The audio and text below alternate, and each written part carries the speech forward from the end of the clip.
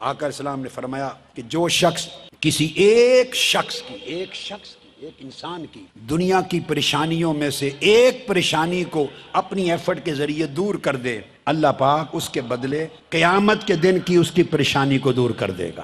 فرمایا آقا علیہ السلام نے کہ میرے صحابہ میں ایک قبیلہ ہے اشعری، آقا علیہ السلام نے فرمایا میں ان میں سے ہوں اور وہ مجھ میں سے ہیں۔ صحابہ کرام نے پوچھا یا رسول اللہ آپ ان سے کیسے ہو گئے اور وہ آپ سے کیسے بن گئے؟ آقا علیہ السلام نے فرمایا ان کا ایک کردار ہے، اس قبیلے کا ایک کنڈکٹ ہے، اس قبیلے کا ایک بیہیویئر ہے، اس قبیلے کا ایک کلچر ہے، اس قبیلے کی ایک ہیبٹ، ایک عادت ہے، اس سے مجھے اتنا پیار ہے کہ وہ قبیلہ مجھ سے ہے اور میں ان سے ہوں۔ پوچھا یا رسول اللہ وہ قبیلہ کیا کرتا ہے؟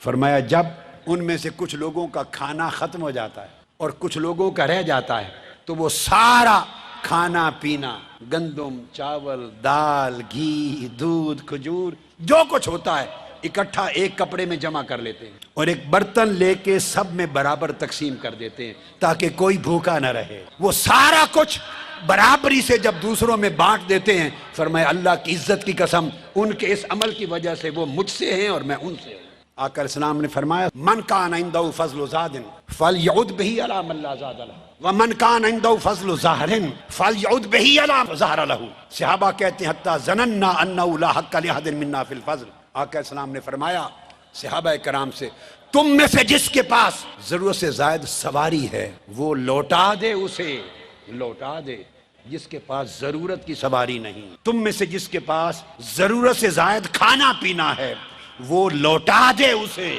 جس کے پاس ضرورت کا کھانا نہیں۔ صحابہ کرام نے سمجھا کہ ہم یہ گمان کرنے لگے کہ شاید ایک دانہ بھی آقا ضرورت سے زائد بچانے کی اجازت نہیں دینا چاہ رہے۔ حضور علیہ السلام کے لفظ پہ توجہ فرمایا، حکم فرمایا فَلْيَعُدْ بِهِ، یہ نہیں فرمایا جس کے پاس ضرورت سے زائد ہے وہ دے دے اسے، جس کے پاس ضرورت کا نہیں۔ دینا نہیں فرمایا، اگر فرمائے نا دے دے تو دینے میں احسان کا تصور ہوتا ہے، جیسے آپ کسی پہ احسان کر رہے ہیں، اپنا ہے اس کو دے رہے ہیں۔ دینا اور چیز ہوتی ہے، مگر میرے مصطفیٰ نے، ہم سب کے آقا و مولا نے نہیں فرمایا کہ دے دے، فرمایا فَلْيَعُدْ بِهِ، لوٹا دے اسے جس کے پاس ضرورت کا نہیں۔ حدیث پاک میں آتا ہے آقا علیہ السلام نے فرمایا ہر شخص صدقہ دے۔ صحابہ کرام نے عرض کی یا رسول اللہ جس کے پاس پیسے نہیں وہ صدقہ کہاں سے دے؟ وہ غریب کی مدد کہاں سے کرے؟ خود بھوکا ہے، وہ چیریٹی کہاں سے دے؟ آقا علیہ السلام نے جواب دیا، فرمایا تبسمک فی وجہ اخیک لک صدقۃ، جس کے پاس کچھ نہیں دینے کو وہ اپنے بھائی کو دیکھ کے مسکرا پڑے، مسکرانا بھی صدقہ ہے۔ یحییٰ ابن ابی کثیر روایت کرتے ہیں کہ ایک شخص تھا، اس کو جب دیکھو مسکراتا ہے، جب دیکھو ہنستا ہے، جب ملو ہنستا نظر آتا تھا۔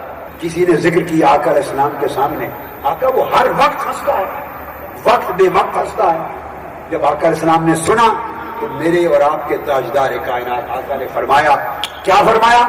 فرمایا انشاءاللہ وہ جنت میں بھی مسکراتا ہوا جائے گا۔ حضور علیہ الصلوۃ والسلام نے فرمایا حدیث پاک، ایک صحابی پوچھتے ہیں، ابو شریح روایت کرتے ہیں، فرمایا یا رسول اللہ اخبرنی بشیء یوجب لی الجنہ، عرض کی یا رسول اللہ مجھے کوئی ایک عمل بتا دیں جس سے جنت واجب ہو جائے میرے لیے۔ فرمایا 3 کام کر لو جنت واجب ہو گئی۔ فرمایا بات ہمیشہ نرمی اور محبت کی کرو، دوسرا بذل السلام، ہر طرف سلامتی پھیلاؤ، امن پھیلاؤ، اور تیسرا ہر بھوکے کو کھانا کھلاؤ، کھانا کھلاؤ۔ سادہ سا نسخہ دیا، فرمایا جنت واجب ہو گئی۔